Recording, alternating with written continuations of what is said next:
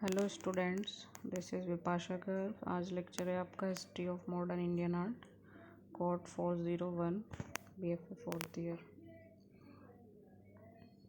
तो हमने कल बात की थी चोलामंडल कला परिदृश्य के बारे में। 1966 का है ये। तो इसमें हम बात करते हैं आज।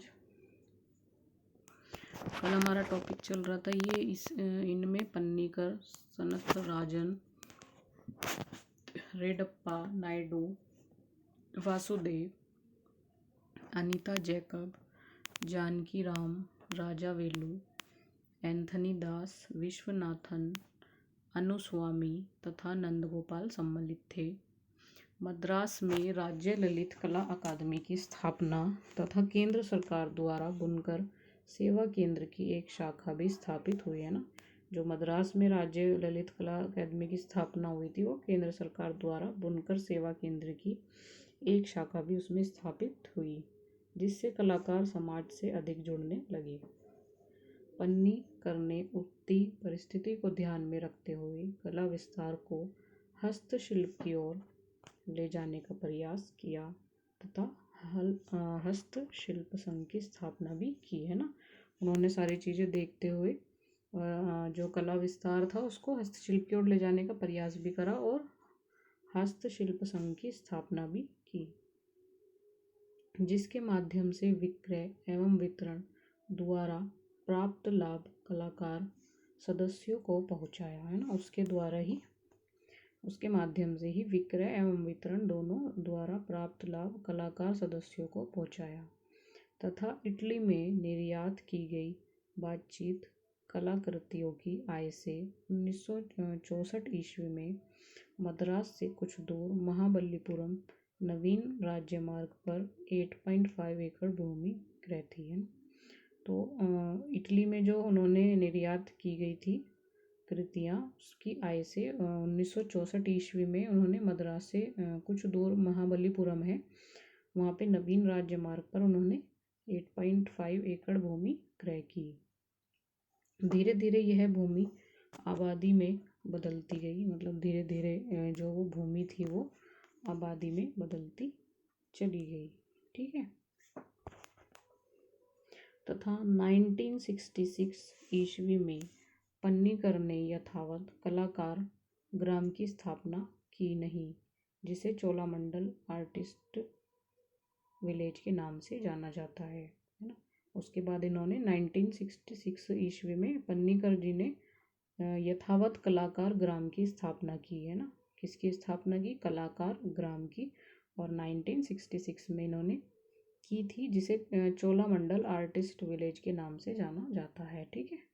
किसके नाम से? चोलामंडल आर्टिस्ट विलेज के नाम से, जो आप ये पढ़ रहे हो चोलामंडल। यह कलाकारों का पहला ग्राम तथा देश का एक महत्वपूर्ण रचनात्मक केंद्र है ना। मतलब कलाकारों का ये पहला ग्राम भी था और देश का एक महत्वपूर्ण रचनात्मक केंद्र भी। यहाँ कलाकारों के योग्य स्टूडियो, एक स्थायी कला दीर्घा, एक धातु कार्य यानी मेटल शॉप तथा बातिक कार्यशालाएं, अतिथि गृह, कलाकारों के कार्यालय, हैंडीक्राफ्ट एसोसिएशन, कलाकार आवास उपलब्ध है ना। तो इसमें क्या बताया है कि जो इन्होंने 1966 ईस्वी में इन्होंने पन्नीकर जी ने जो कलाकार ग्राम की स्थापना की है वो उसे चोलामंडल आर्टिस्ट विलेज के नाम से जाना जाता है, ठीक है। और ये कलाकारों का इन्होंने पहला ग्राम भी बताया है और इसको देश का महत्वपूर्ण रचनात्मक केंद्र भी है ना। और जितने भी कलाकार हैं यहाँ के, जो जितने भी कलाकार हैं उनके उन्होंने इसमें क्या क्या बनवाया है ना। कलाकारों की योग्य, मतलब उन्होंने स्टूडियो बनवाए हैं है ना, स्थायी कला दीर्घा बनवाई हुई है, धातु कार्य यानी जो वर्कशॉप होती है मेटल वाली वो बनवाई हुई है, बातिक कार्यशाला है, अतिथि गृह हैं जहाँ पे अतिथि रुकते हैं, कलाकारों के कार्यालय हैं ना, हैंडीक्राफ्ट एसोसिएशन भी है और कलाकार आवास उपलब्ध भी है। तो ये सारी इन्होंने वहाँ पे सुविधाएं करवाई थी पन्नीकर जी ने।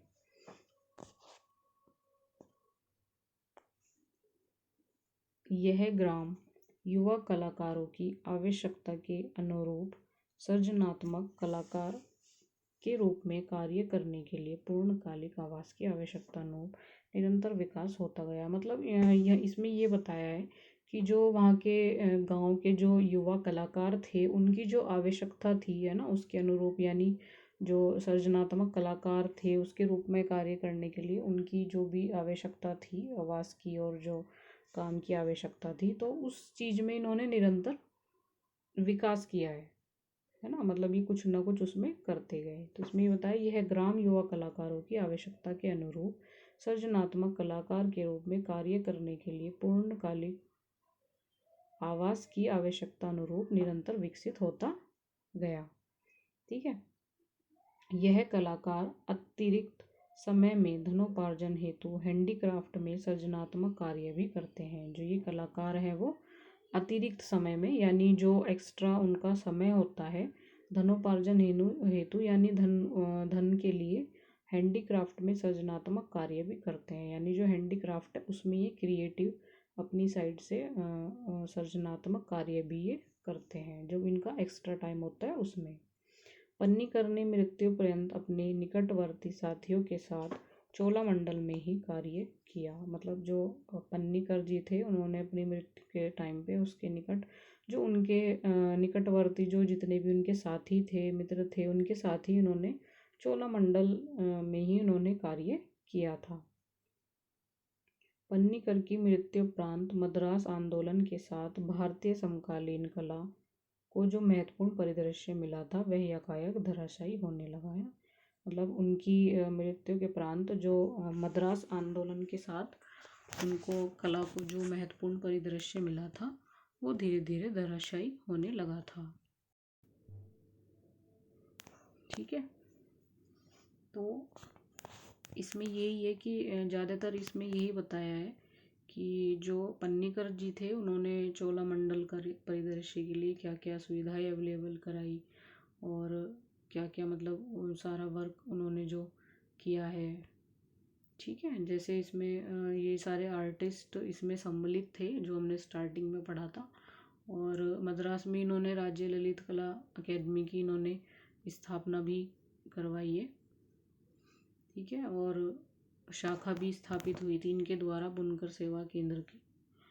और ये कलाकार समाज से तभी से जो कलाकार थे वो समाज से अधिक जुड़ने लगी थे, है ना। और हस्त शिल्प की संघ की इन्होंने स्थापना भी करवाई इसी को ध्यान में रखते हुए। ठीक है।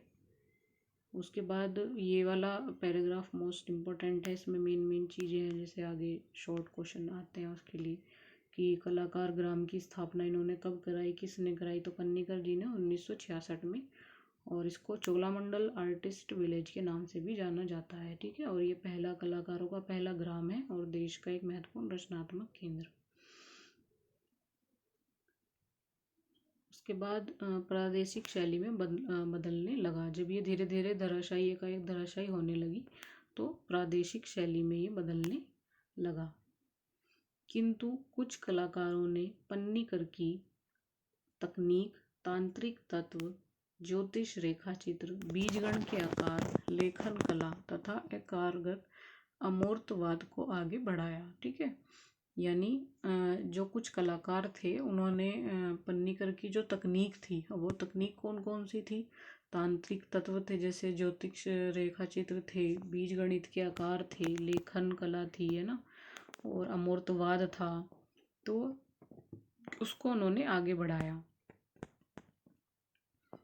मद्रास में बंगाल जैसा कला आंदोलन नहीं था। मतलब मद्रास की बात थी, जैसा बंगाल में कला आंदोलन था ऐसा वहाँ पे मद्रास में नहीं था। ठीक है। तो जो कुछ कलाकार थे उन्होंने पन्नीकर की ये कुछ जो टेक्निक्स थे उनको आगे बढ़ाया था, पर फिर भी मद्रास में जैसा बंगाल में कला आंदोलन था वैसा नहीं था। राय चौधरी की स्वच्छंद विचारधारा ने कला में रोमांस तो उत्पन्न किया किंतु किसी प्रकार की विचारधारा नहीं बन पाई। यानी जो राय चौधरी जी थे तो उनकी जो स्वच्छंद विचारधारा थी तो उसमें कला में रोमांस तो उत्पन्न किया था पर उसकी विचारधारा नहीं बन पाई थी किसी भी तरह, जैसे मतलब पूर्ण रूप से नहीं हो पाई थी। रोमांस उत्पन्न हुआ था कला में पर जो एक विचारधारा बन पाती है वो उनकी नहीं बन पाई थी, है ना। जो पन्नीकर जी के टाइम में था या जो पन्नीकर जी ने किया था वो उस तरह से राय चौधरी जी नहीं कर पाए। ठीक है, तो बाकी आगे का नेक्स्ट वीडियो में होगा। आज की वीडियो में इतना ही, इसको आप अच्छे से पढ़ लीजिएगा, जो भी दिक्कत होगी जूम मीटिंग में डिस्कस कर लेंगे।